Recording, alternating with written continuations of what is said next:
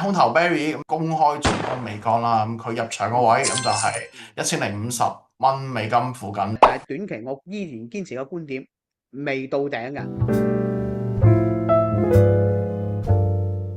今個禮拜最大嘅訊息咁就係大空頭 Barry 咁就喺度公開做空美光啦，咁佢入場個位咁就係1050蚊美金附近呢個位置嘅。咁佢嘅態度就係話嗱，美光啦雖然嗱業績非常之好啦，但係佢係唯一喺美股當中最純粹嘅 DIAM 嘅一個周期性嘅股票啦。咁所以而家嗱喺大家都喺歡呼嘅時候，咁就別人狂歡嘅時候，佢就去恐懼，咁啊，所以就逆勢咁啊喺高位度做空美光。咁但係嗱呢一下，就係 King Sir 會覺得Barry 有冇機會去真係可以擊敗美光呢個光環咧？嗱，對於 Gary 本身係好成功嘅傳奇嘅一個華爾街嘅空頭嚟嘅嚇，但係長期而言咧，我自己因為我哋本身係研究型團隊，我哋本身亦都深耕市場，對於自己有充分嘅理解，對周期同埋估值咧，我哋有自己完善嘅獨有體系嘅。咁啊，長期跟進我哋喺香港嘅社群嘅同學啊朋友，我都知道，我哋其實都喺過去嘅呢4年，亦都係成功預測到好多，例如係港股啊、美股同埋 A 股嘅一啲重大嘅拐點嘅，包括一部分嘅大嘅機會。美光唔講太遠，就講喺前2、3期嘅視頻當中，我哋都講到，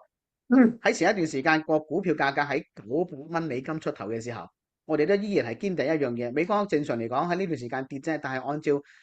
Q2嘅財報同埋 Q3，我哋仲係繼續睇好情況下，我哋預期第一目標應該係要飆到去1100到1200先係合理嘅。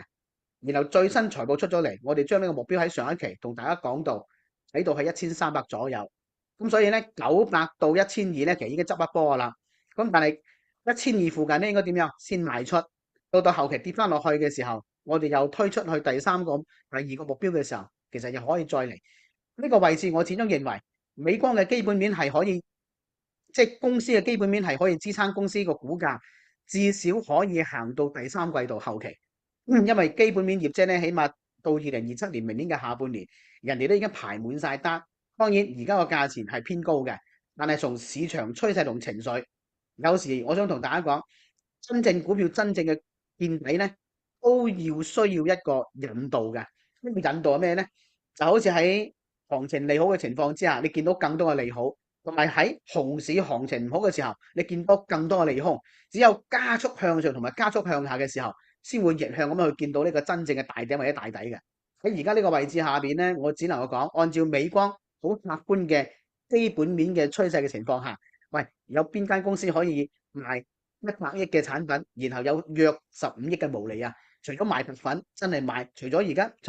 賣白粉就係到而家賣呢個叫做 AI 嘅存儲嘅相關嘅嘢。當然長期保持咁高增嘅收益，我相信係唔可能嘅。但係短期嘅業績就係擺喺度，今年年底都係板上釘釘嘅情況下，我會覺得可能短期嘅呢個叫做唱空嘅賣點咧，可能個節點咧會早咗少少。但係如果你話你能夠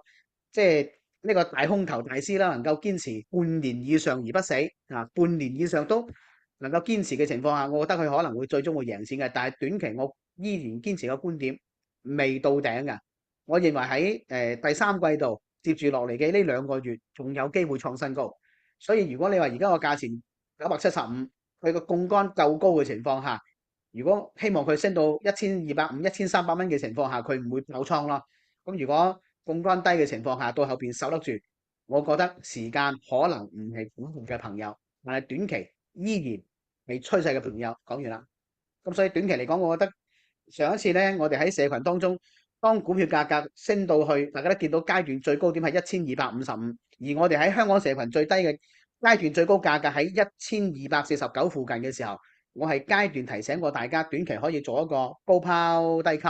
因為相對嚟講，我哋喺900幾到1200嘅呢個位置，我認為只賺認知範圍嘅錢，因為1200到1250到1300咧就係相差50蚊，即使唔好話賣晒，階段性減倉，做下波段仲係冇錯嘅。咁所以而家短期跌翻落嚟咧，起碼有個差價，低位應該喺呢個位置啊。比如下周初重新翻嚟嘅時候，我覺得可以重新再考慮回抄翻一次。接住嚟呢種咁嘅標的咧，唔好諗住用一種死多頭或者係死空頭嘅思路去做，要成為市場嘅滑頭，階段性波段操作，呢個咁嘅時間週期，我認為至少會持續2到3個月，最終嘅多空決勝嘅戰場或者叫做高端局決勝負先會出現。